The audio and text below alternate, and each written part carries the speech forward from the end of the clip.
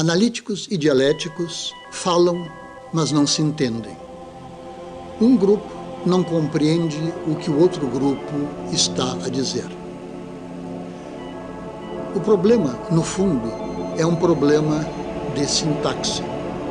Porque os analíticos, desde Aristóteles, insistem, aliás, com toda razão, que toda proposição bem formada tem que ter sujeito e predicado. Se a gente diz corre, a gente não está dizendo nada enquanto não acrescentar quem está correndo. Se a gente, entretanto, diz Sócrates corre, formamos uma proposição de forma correta. Esta é uma proposição bem formada e que faz sentido.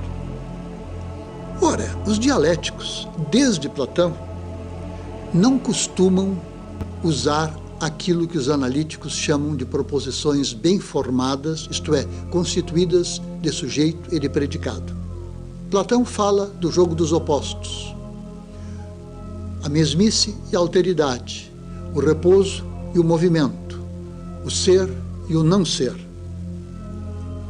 E qual é o sujeito? Qual é o sujeito lógico destas predicações? De que Platão está falando? Mais dura ainda fica a pergunta em Hegel. A grande lógica de Hegel, a ciência da lógica, começa com um anacoluto.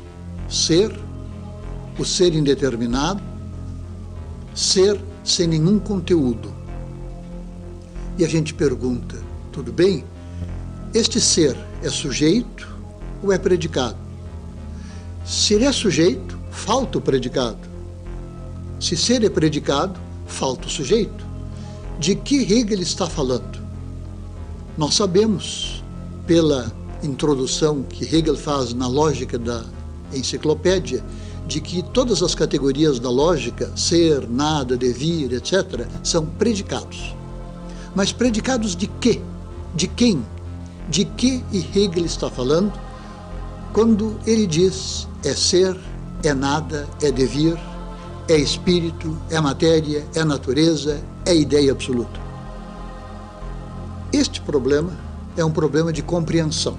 E este problema de compreensão entre duas linguagens com sintaxe diferente levou, na história da filosofia, a uma objeção muito forte, que é levantada a primeira vez por Aristóteles contra Platão, mas de forma muito mais radical por Trendelenburg contra Hegel. Trendelenburg afirma que a dialética, ao afirmar a tese e depois a antítese, quando o dialético, então, posta a tese e posta a antítese, nega tanto uma como outra, o dialético está fazendo algo que é absolutamente contra as regras da lógica, sim, contra a primeira regra de toda e qualquer lógica, que é o princípio de não contradição. O dialético, ao fazer dialética, ao negar tanto tese como antítese, está refutando, recusando o princípio de não contradição, o princípio de toda e qualquer racionalidade. Ele devia, como Aristóteles fala no livro Gama, ser reduzido ao estado de planta, pois não pode nem mesmo falar. Qual é o problema? Como se resolve este problema, posto por Aristóteles, por Trendelenburg e, no século XX, por Karl Popper? Se o dialético nega o princípio de contradição, realmente é impossível falar e dialogar com o dialético, porque ele, ao dizer, simultaneamente se desdiz. E quem diz e se desdiz não está a dizer absolutamente nada. E com isso nós entramos agora num problema que os dialéticos, assim ou assado, têm que resolver. Se não resolverem este problema, a dialética realmente está condenada à lata do lixo da história. Mas como resolver então o problema colocado de forma tão dura, principalmente pelos lógicos como Trendelenburg e Karl Popper? Se tese e antítese são duas proposições contraditórias, se uma é verdadeira, a outra necessariamente tem que ser falsa. E é impossível, é logicamente impossível que ambas sejam falsas. Ora, a dialética afirma exatamente isso, que tese e antítese são ambas falsas. Assim sendo, a dialética está pecando contra uma das primeiras e mais importantes regras de toda a lógica, no fundo, contra o princípio de não contradição. A resposta a esta pergunta é muito difícil. E os dialéticos, desde que ela foi colocada no século XIX por Trendelenburg, estão procurando uma resposta. E, na maioria dos casos, não conseguem encontrar uma resposta convincente. Alguns deles, inclusive um querido professor meu, no começo de minha formação filosófica, Johannes Lotz, escreve no verbete Dialética do Dicionário de Filosofia editado por Walter Brugger, que quando Hegel fala de contradição, ele não está querendo dizer contradição, e sim contrariedade. Lembremos que no quadrado lógico, contradição é aquela oposição que atravessa o quadrado lógico, portanto, do A para o O, ou do E para o I, cruzando pelo meio do quadrado. Oposição de contrariedade é aquela que vige entre A e E. E se nós relembrarmos as regras lógicas sobre isso, sobre as quais vige unanimidade, duas proposições contraditórias não podem ser simultaneamente verdadeiras nem falsas. Isso todos admitem de Aristóteles até hoje. Mas todos concordam que duas proposições contrárias, A e E, não podem ser simultaneamente verdadeiras, mas podem sim ser simultaneamente falsas. Se a dialética, portanto, trata de proposições não contraditórias e sim de proposições contrárias, tese e antítese podem ser proposições simultaneamente falsas. Pergunta-se: são proposições contraditórias? E a resposta clara, decisiva e dura é: trata-se de proposições contrárias e não contraditórias. Como se prova isso? Mostrando que o sujeito lógico, tanto da tese como da antítese, é o mesmo, que o quantificador é o mesmo.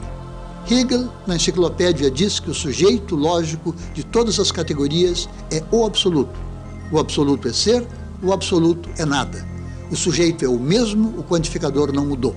Na grande lógica, o sujeito implícito não expresso é tudo aquilo que foi pressuposto é ser, tudo aquilo que foi pressuposto é nada. Reparem que o quantificador é exatamente o mesmo quantificador universal.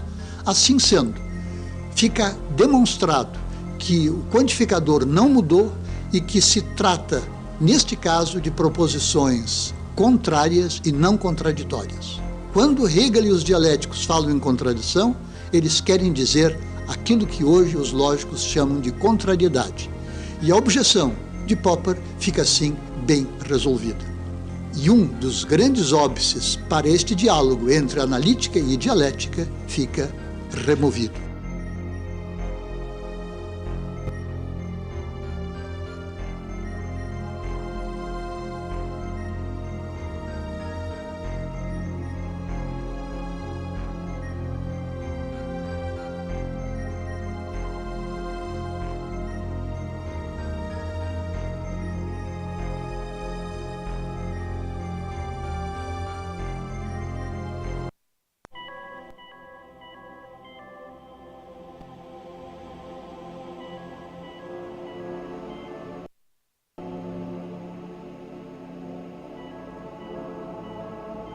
Como vimos antes, dialética se faz não mediante contradição, no sentido contemporâneo da palavra, e sim mediante a contrariedade.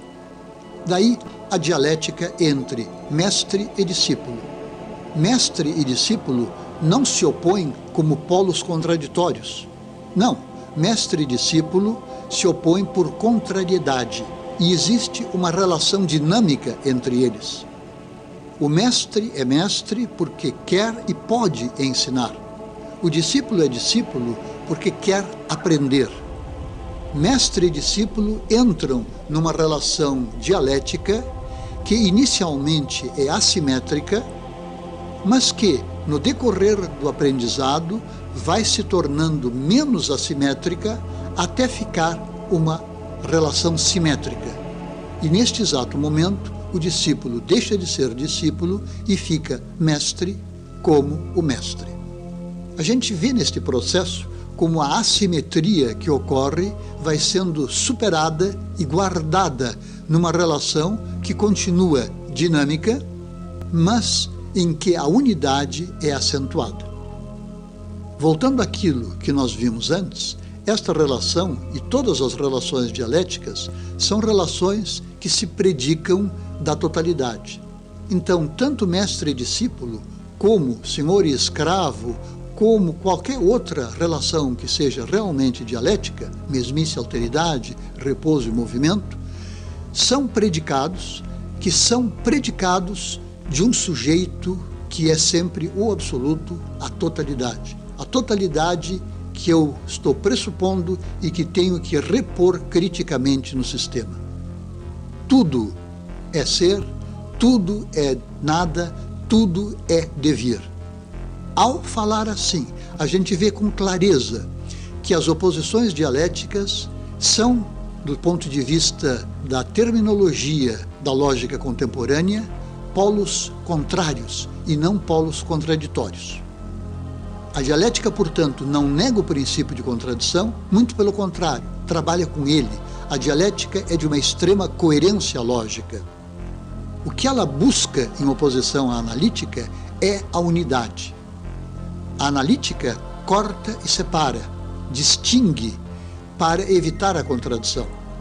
A dialética pega aquilo que foi separado pelo corte analítico e tenta juntar de novo as partes num todo orgânico. A mola motora do pensamento dialético é essa busca pela totalidade.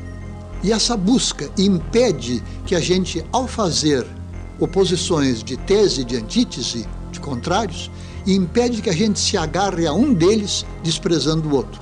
É preciso que ambos se superem para que na unidade se reencontre a totalidade. Este é o sentido da síntese dos opostos.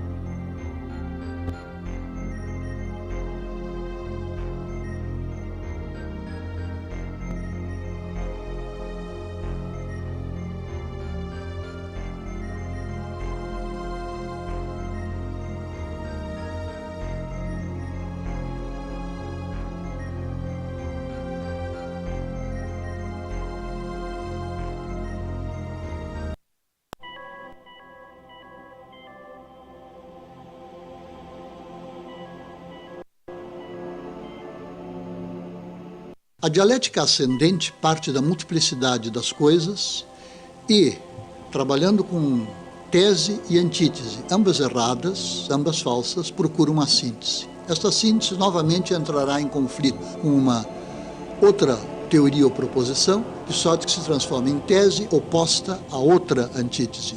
E assim se sobe de uma síntese para outra, cada vez mais perfeita e mais alta, até chegarmos ao ápice da pirâmide.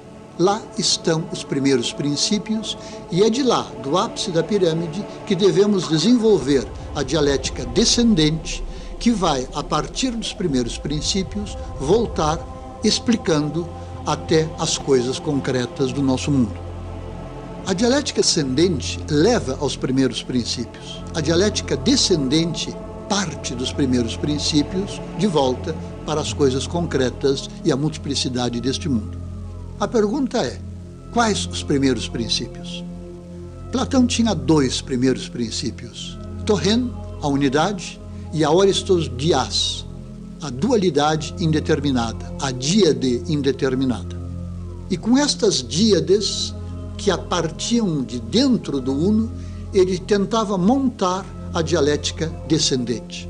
O exemplo histórico mais conhecido disso é a assim chamada árvore de Porfírio, que é uma árvore, só que temos que imaginar a árvore com o tronco para cima para que fique dialética descendente.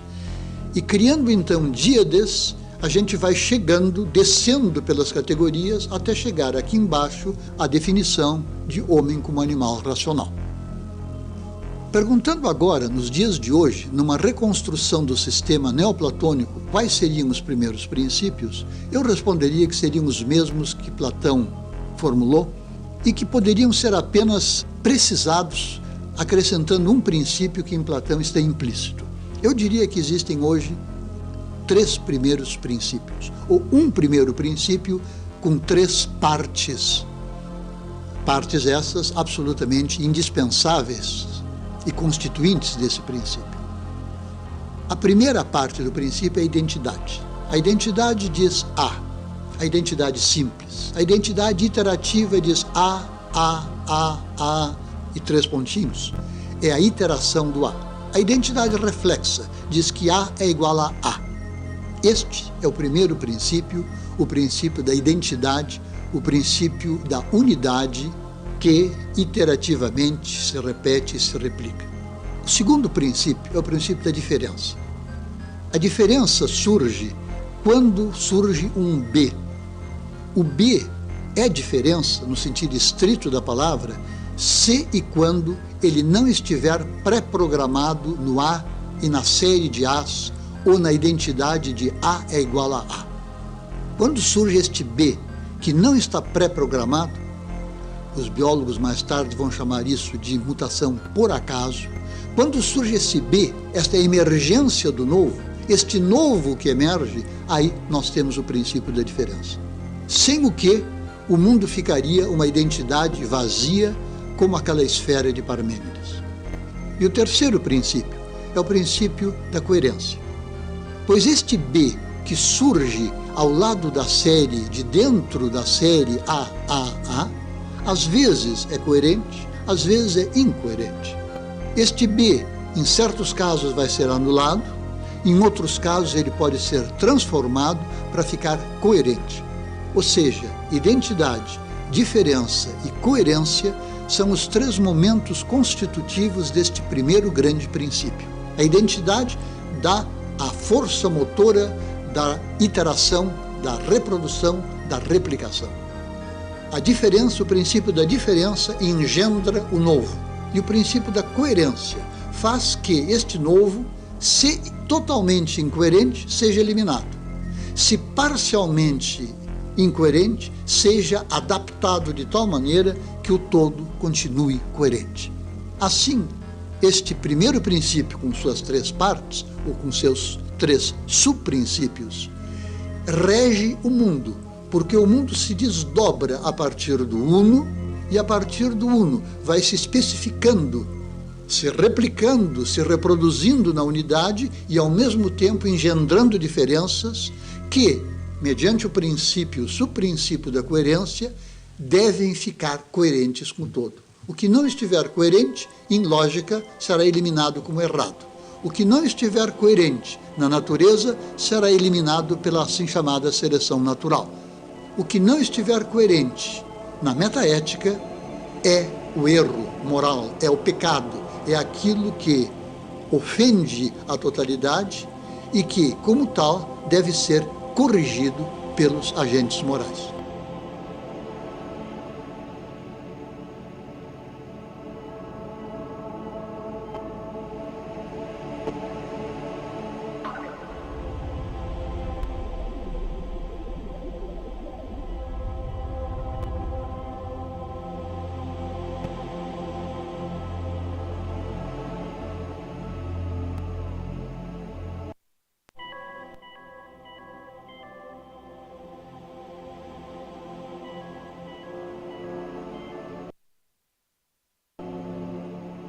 A lógica de Hegel começa com 3 categorias: ser, nada, devir.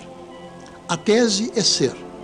E se nós completarmos a proposição para que ela fique completa, com sujeito e predicado, nós devemos dizer: o absoluto é ser. Ou então, o universo, tudo aquilo que foi pressuposto e que agora tem que ser reposto, é ser. Esta é a proposição tética. Esta é a tese. Esta tese está errada. Esta tese é falsa, porque nem tudo é ser e apenas ser. O ser se fosse puro ser, seria aquela esfera de Parmênides, imutável, imóvel, porque não se move, não deixa de existir, não passa a existir, ela elimina a geração e a corrupção, ela impede e impossibilita todo e qualquer movimento, ela impossibilita o tempo, ela impossibilita o mundo como ele de fato é.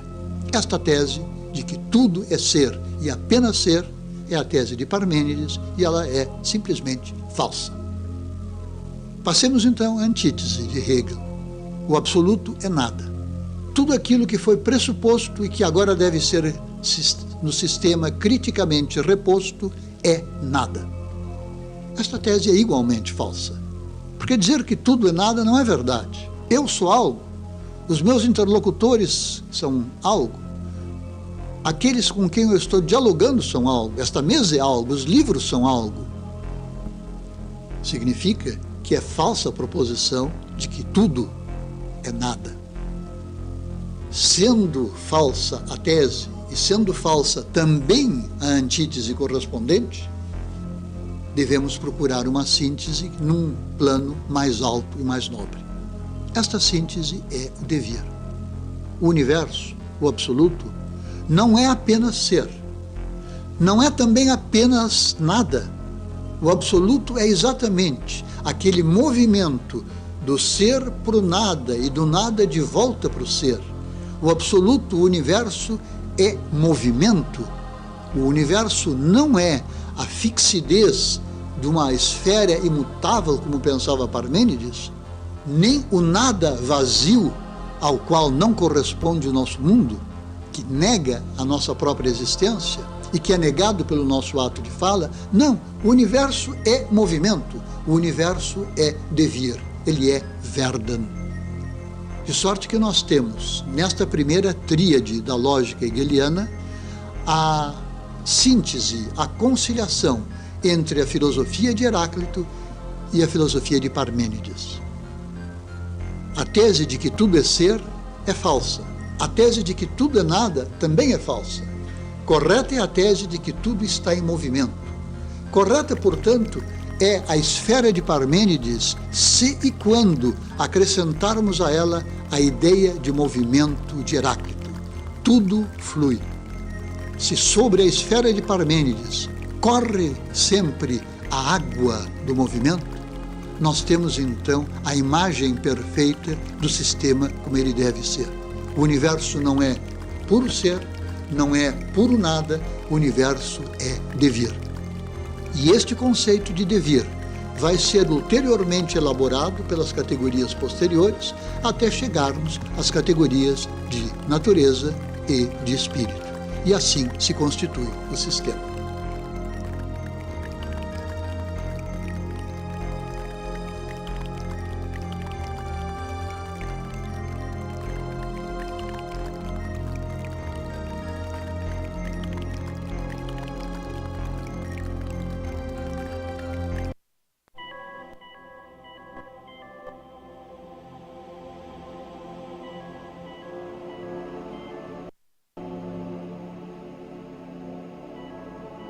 O problema da contradição na dialética recebeu as mais variadas tratativas. Houve diversas tentativas de resolver o problema levantado já por Aristóteles, mas principalmente por Trendelenburg e, em nosso século XX, por Karl Popper. E um grupo, inclusive de amigos meus, seguindo uma tradição que começa em 1931 com um filósofo alemão chamado Robert Heiss, tentou ligar o problema da dialética ao problema das antinomias lógicas. As antinomias lógicas nós as conhecemos desde a antiguidade, desde a Idade Média, quando o cretense mentiroso foi elevado ao estatuto de uma antinomia ou de um paradoxo insolúvel. Um cretense diz que todos os cretenses são mentirosos. Se essa proposição é verdadeira, então o cretense que diz é mentiroso, então o que ele diz é mentira. Se o que ele diz é mentira, a proposição, então, não é verdadeira, tem que se admitir o contrário. Se a gente admite o contrário, ela é falsa. Se ela é falsa, então o cretense não é mentiroso. Se não é mentiroso, e assim nós entramos num círculo infernal do qual não se consegue sair. Esta antinomia, antigamente, era algo que intrigava os lógicos, mas não dava maiores preocupações à filosofia sistemática como um todo. Só que, na virada do século XIX para o século XX, quando Frege faz a fundamentação da matemática, ele tem que introduzir o conceito das classes que não se contêm a si mesmas. E quando manda o primeiro volume de sua obra para Bertrand Russell, Russell descobre que esse conceito é um conceito antinômico. Ele se contém a si mesmo e não se contém a si mesmo. Ou seja, no suprassumo da racionalidade, no âmago da matemática, nós temos uma antinomia. E essa antinomia é algo que nos joga da verdade para a falsidade sem jamais parar. E é uma força, um movimento lógico que Robert Hayes, agora em 1931, pensa ser análogo ao movimento que existe dentro da dialética. Se na lógica, nas antinomias lógicas, há um movimento que nos impede de parar, que impele o pensamento, pensa Robert Hayes, assim também na dialética há um motor. E se os antigos diziam que esse motor era a contradição, parece que é isso. A contradição potenciada, ou seja, a antinomia, é o motor da dialética. E a gente então, jogado da falsidade para a verdade, da verdade para a falsidade, precisa sempre correr na frente para não ser pego pela antinomia. Esta ideia da antinomia como força motriz do pensamento e, portanto, da dialética, vai ser exposta por Robert Hayes em 1931, retomada por um aluno de Adorno, Arendt Kuhlenkampf, e depois pelo meu amigo Thomas Kesselring, e mais recentemente pelo meu também amigo Dieter Van Schneider, que tentam mostrar que a lógica da dialética é, em seu núcleo, a mesma que a lógica das antinomias. Eu me permito discordar desses meus colegas por dois motivos. Primeiro, porque a solução que eu estou propondo é mais simples. A dialética trabalha com contrariedade e não com contradição. O segundo motivo, porque eu discordo, é que nas antinomias lógicas, o que ocorre é uma ipsoflexão. A antinomia é algo em que o sujeito, pelo predicado, se volta negativamente sobre si mesmo. Então, nas antinomias lógicas, ocorre algo muito estranho, é que o sujeito se nega a si mesmo. Eles acharam, então, esses meus colegas, que isto seria um bom caminho para reconstruir a dialética. Van Schneider tenta formalizar isto e não consegue avançar mais do que 5 ou 6 passos. E o trabalho feito e apresentado por ele foi, na minha opinião, refutado duramente por Lorenz Puntel, da Universidade de Munique. O meu colega Thomas Kesselring faz a mesma tentativa e vai bem mais longe que Van Schneider, mas eu diria que o que Kesselring faz é o mesmo que eu estou fazendo. Ele trabalha com contrariedades que nos obrigam a subir a um nível superior. Então não se trata de antinomia no sentido antigo, ou nem sempre se trata de antinomia. A dialética trata de contrariedade. E se nós dissermos que a antinomia é o núcleo da dialética, não está certo. O certo seria dizer que a saída da antinomia, a solução das antinomias através da distinção de níveis de linguagem, esta solução das antinomias é o caminho que leva a uma dialética. Feitas estas observações, eu repito apenas que admiro o trabalho desses meus colegas, mas não acho que a antinomia seja o núcleo da dialética. Pelo contrário, existem dialéticas em coisas bem banais em que a estrutura antinômica não se encontra. Por exemplo, na compra e venda de um objeto qualquer, nós temos uma tese e uma antítese, e nós temos depois uma síntese que está no acerto do preço, e não há nada de antinômico nisso. A antinomia é uma forma exacerbada de contradição e ela é resolvida através da introdução de níveis de linguagem, portanto, das devidas distinções.